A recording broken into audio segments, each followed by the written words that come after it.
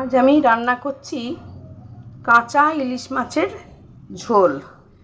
আগে আপনাদের ঝাল দেখিয়েছি কাঁচা মাছ দিয়ে বা কাঁচা মাছের ভাপা করেছি।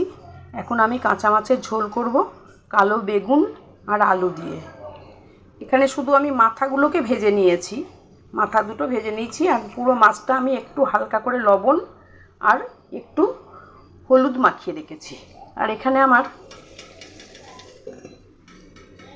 আমি কালো জিরে ফোড়ন দিয়ে বেগুন আর আলুটাকে কষতে দিয়েছি।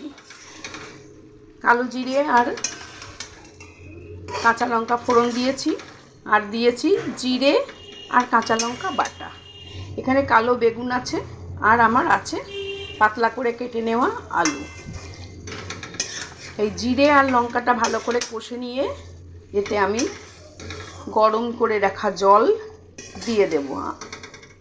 যতক্ষণ না আলুটা সিদ্ধ হয় ততক্ষণ আমি এটাকে একটু জলে ঢাকা দিয়ে সিদ্ধ করে নেব।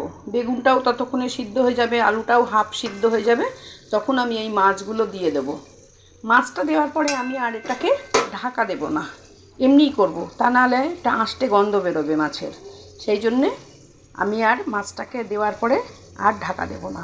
এখন আমার প্রায় মশলাটা কষা হয়ে এসেছে।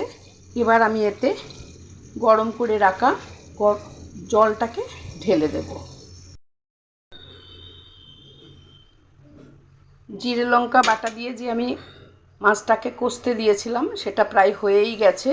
এই যে এবার আমি এতে এই যে কষা হয়ে গিয়েছে মশলাটা ভালো, এতে আমি গরম জলটা এবার দিয়ে দেব। গরম জল করতে দিয়েছি, আমি গরম জলটা দিয়ে দেব।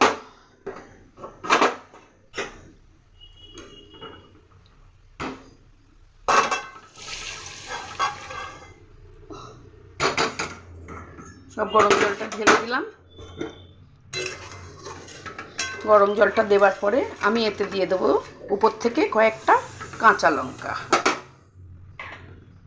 আমি উপর থেকে কয়েকটা কাঁচা লঙ্কা দিয়ে দিলাম। আমার যদি ঝালটা কারোর কম লাগে তাহলে কাঁচা লঙ্কা দিয়ে সে খেতে পারবে, সেজন্য দিলাম। এবার আমি এটাকে,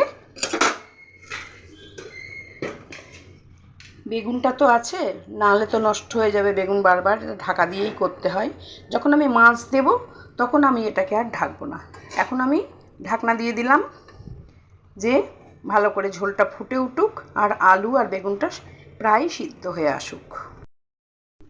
ঝোলটা আমার সুন্দর করে ফুটে গিয়েছে, আলুও প্রায় সিদ্ধ হয়েছে।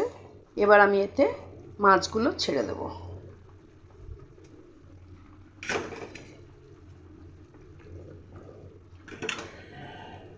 এতে আমি বেশিরভাগ পেটির মাছগুলোই দিয়েছি।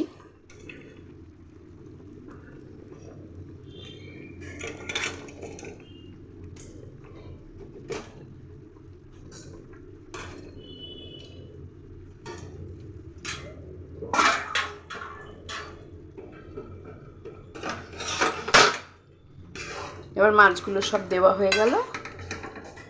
মাছটা আস্তে আস্তে, এবার আমার বেগুনও আর কাঁচা থাকার ভয় নেই, শক্ত হয়ে যাওয়ার ভয় নেই, কেননা আমি আগেই ঢাকা দিয়ে সিদ্ধ করে নিয়েছি। এবার আমি মাছ, বেগুন আর আলু, কাঁচা লঙ্কা সব দিয়ে এটাকে ঝোলে দিয়ে দিলাম। ঝোলটা এবার ভালো করে ফুটে উঠলেই, মাছ সিদ্ধ হয়ে গেলে আমি নামিয়ে নেব। এটা বেশি সময় লাগবে না মাছ সিদ্ধ হতে। এরপরেই আমি শেষ হয়ে গেলে নামিয়ে নেব। আর এতে আর কোনো কাঁচা তেল কিচ্ছু দেবো না, তাহলে ঝোল ভালো হবে না। মাছের ঝালে কাঁচা তেল দিই আমরা, কিন্তু ঝোলে কোনো কাঁচা তেল ওপর থেকে দিই না। মাছের ঝোল আমার রেডি হয়ে গেছে। এবার আমার মাছের ঝোল হয়ে গেছে, আমি নামিয়ে ফেলবো।